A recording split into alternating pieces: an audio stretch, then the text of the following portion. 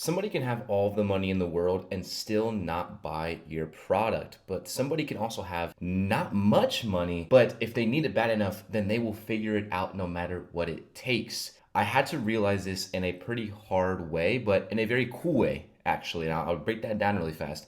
I was working for an offer that sold packages anywhere from $30,000 upwards of $150,000.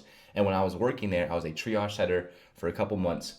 And I saw one of my closers, now one of my mentors, JJ Hernandez. I saw him close a deal for $144,000 in less than 25 minutes. And I was mind blown by that. I was like, how the hell do you get someone to close on a deal with that much size in that short of a time span? And the simple reason, the simple breakdown of it was the intention was there. She maybe had the money, of course. I mean, shit, she needs to have the money to afford something that's six figures, of course. But the fact that she didn't even need to take more than 30 minutes to make up her mind, she already knew what she wanted, showed me that if the problem is big enough or the need is prominent enough, they will make finances work no matter what it takes. And so on this, clip today, in this video with you and me, what I want to challenge is this. I want to challenge this, the traditional, the normal way of appointment setting where you hop on, you have to financially qualify, you have to figure out their credit score, you have to figure out how much they have, liquid to invest in this. I want to challenge that entire belief system because in all honesty, people have options for credit cards, people have options for financing, people have friends, family, etc. They can make the money make sense as long as you do your job as a setter, which is qualifying on what actually matters, which is what we're about to get into. And then if you have a good enough closer to sell them the problem and the need to fix it big enough so that they can realize, man, I have to do this now. And so that is what I want to challenge because as I get more in the depths and the weeds of this industry, and as I coach more people, I'm just beginning to realize that the old traditional way of setting does nothing but leads you down a path of most resistance, not path of least resistance, path of most resistance. Because now prospects are smarter, prospects are more intelligent, they know what they're listening for.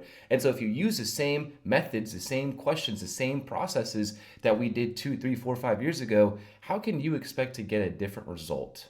They know why you're not telling them finances on call or in the DMs. They know why you're asking how much they have set aside to invest in something like this. They know why you're asking, is there anyone else who should be involved with this conversation? Guys, I've been on these calls thousands of times. I've reviewed these calls thousands of times.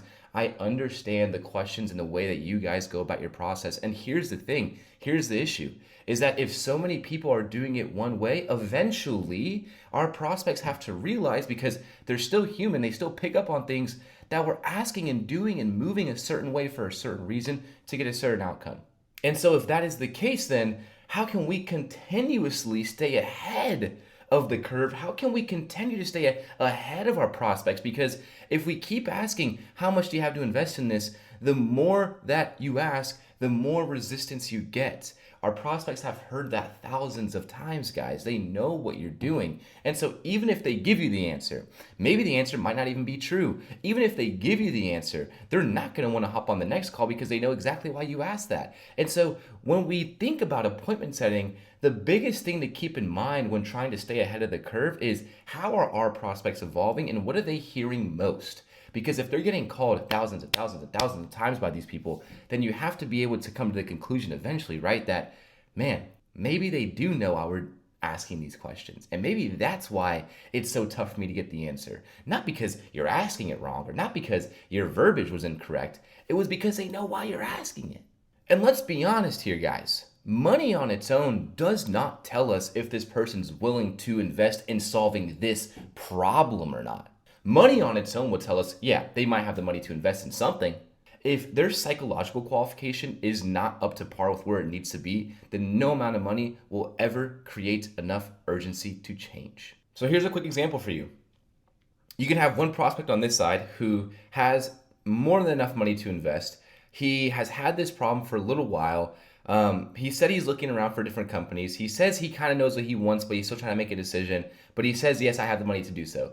Or you have this prospect who doesn't really say how much money they actually have. Maybe they say, I don't even have that much money, but I've seen a pattern of this problem over the X amount of years I've been alive, and I want to get this problem solved now because if not, I'm going to have this consequence. Who is going to close? I am betting on this guy all freaking day because even if he doesn't have the money to do so, this guy has the internal urgency. That urgency is way more important. It is way more valuable, prominent, whatever you want to say, to the closing conversation than money. Why? Because now we actually have something real that's going to push these people. And so I want this point to stick because I think this is the most important thing to think about in this entire video, which is this: money is purely logistical. So why are we going to qualify someone purely off of logistics if we know and we understand that people make 80% of their buying decision based on what? Their emotion. Their emotion tied towards that thing, that problem, that solution. And then they make the 20% logistical. We could make that 20% make sense. I would rather bet on the 80 if I was a betting man. And so if we know that people make 80% of their buying decision purely off of emotion and 20% logic, then what do we actually need to be qualifying for? And that is intention. Intention. What does intention actually mean, guys? Intention is the distance between knowing you have a problem and knowing how bad you want to fix it. And so if we know it's the distance between knowing you have a problem and knowing how bad you want to fix it, then what are we actually listening for? How do you even qualify this? Very simple. One prospect is going to say one thing. Yeah, I just clicked on the form to see what you guys had and wanted to see more and get more of an understanding. And on the other side, this prospect's going to say, yeah, I've had this problem for this long. I've tried these things, have found nothing to work. And now I want to figure it out with you guys. Or now it's brought me here. Or now I wanted to look into this more. And so they're both saying they have a problem. They're both saying how, hey, I have this problem that I want to get fixed. But one person's just saying, hey, I have a problem that wants to get fixed. And the other person's saying, hey, I've had this problem for this long. I've tried these things to fix this problem. I found nothing to work and I want to get it solved. So what's a very simple way to understand this? One's problem aware and one's just almost venting. They're almost just giving you the topic. So here are the three things that we want to make sure we have before we even move out of this beginning part of the conversation. This is how you qualify intention. There's three different pillars when it comes to this that I want to go over today. And these three pillars are really easy to understand and to identify whenever you know what you're actually looking for. That's a different conversation. But these are these three pillars. Number one is problem awareness. Do they know they have a problem, or are they just aware of a desire or a want to fix it? Is it a need or is it a want? People who are problem aware are going to give you patterns. They're going to give you real stories, real life examples of what's happened that's made them have to do this.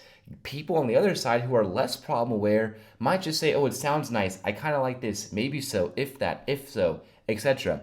And so problem awareness purely comes down to, is it a problem that they actually need to solve now based on trends, patterns, or real life examples? Or is this something that just recently came up for them that's more of a desire, a want, a cool to have, a nice to have, etc.? Number two is duration. How long have they been under this problem? How long have they been going through this time under tension? Durations make problems real wounds. If we don't fix a problem for X amount of time, then that does become a wound. It is something that will build resentment. Think about the times when you were younger that you didn't talk to that person or something went wrong that you didn't address for all of these years. Obviously, we all have those moments, and those moments become wounds. And so for these people, whether it's business owners you're talking to or consumers, they also are going to have a certain amount of duration that they've been going under this problem for, or that they've been under this time under tension. And so knowing that, that is a very telltale sign that this person is very problem aware and they have very high intention because they've been struggling with this thing for so long. The longer the duration, guys, the more frustration. And last but not least, probably the most important one that we're looking for when qualifying intention, which is this prior attempts. Prior attempts. Have they tried to solve this in the past? Someone who's tried to solve this in the past multiple times but has yet to succeed, I will argue, is the most buying ready prospect than any other qualification point in the game. Because why? There's so much frustration there, but most importantly, they see the value in solving this problem. That is something that I learned from my mentor, Lo Silver, but she taught me that, Jalen, if someone has been going through a problem for so long and they've tried X amount of things to fix it, but nothing's worked, that is a tell sign that this person is the most buying ready prospect because they see the value in not only investing in themselves, but investing in themselves right now. That, my friends, is the new financial qualification point. That is how I'm qualifying, how I'm telling my teams to qualify, how I'm teaching people to qualify. Guys, they don't know why you're asking that question. They just think you're trying to get clarity. On our side, we're getting so much from that. We're getting past attempts, which brings frustration. We're understanding how many times they've tried and what those investments look like, showing us, do they see the value in this? Because if they see the value in this, they're going to be willing and ready to invest in something else too. And so if you can get problem awareness, if you can get the duration, and if you can get prior attempts, I would argue and I will tell you confidently that that is the new way of qualification. That, my friends, is how you're going to actually set deals, not only buying ready, but deals who are more than open to investing in themselves if the solution is big enough. And so now that we understand what we're looking for when it comes to qualification, those three pillars, and we understand what they entail, I want to give you guys some direction to use in Discovery to allow it to make it easier to understand and identify these pillars. And so getting into it, this is a very simple, easy takeaway to understand how to run a discovery for a setting call to identify these pillars. So you have two types of prospects, and you're only going to speak to these two types ever on any offer, any industry, anywhere you go.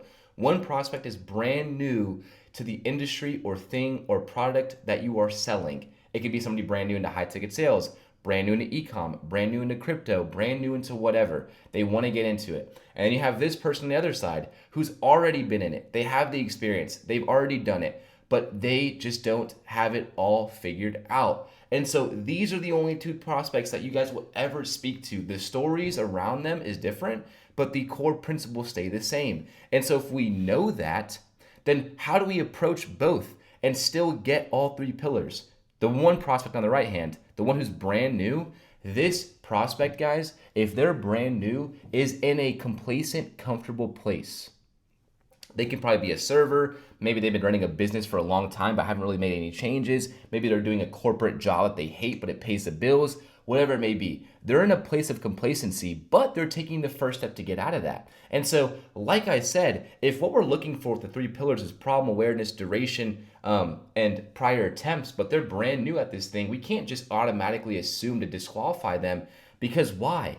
A why now, a strong why now, still goes super far. A strong why now still lights that fire under someone's ass. Think about you guys. The moment you made a change to get into high ticket sales, because I'm assuming that's why you're watching this video, or you might be a sales manager or whatever, you probably had a moment when you had a strong enough why now where it didn't make sense to continue doing what you were doing prior. And so if you're talking to somebody who's brand new, we have to get a strong why now. Why is that? Because if we have a strong why now, we can still emphasize on how long they've been stuck at that part of their life or in that job or whatever they're in right now. We can still talk about how long they've hated that for. That's still duration. We can still talk about what they've tried to leave that job. That's still prior attempts. And then the why now is the problem awareness. Moving on the other side, if you're talking to somebody who has the experience, this is almost easier to qualify because they already have the strong why now. They're not in a complacent state. They've already been doing the actions to get out of it. And so if that's the case, what are we looking for these people? We are looking for what is the gap? What is the gap within their current process that's not allowing that process to work? And then what have they tried to solve that gap? For how long have they been trying to solve that gap for? And then we can go into why they have to fix that gap now. And so on each side, on both sides, guys, no matter who you're talking to, there's always a way to figure out all three pillars and do it without having to go down resistance lane or ask how much they have to invest, blah, blah, blah, blah. In 2026 right now, and for the rest of our days, our prospects will continuously get smarter, sharper, and more intelligent.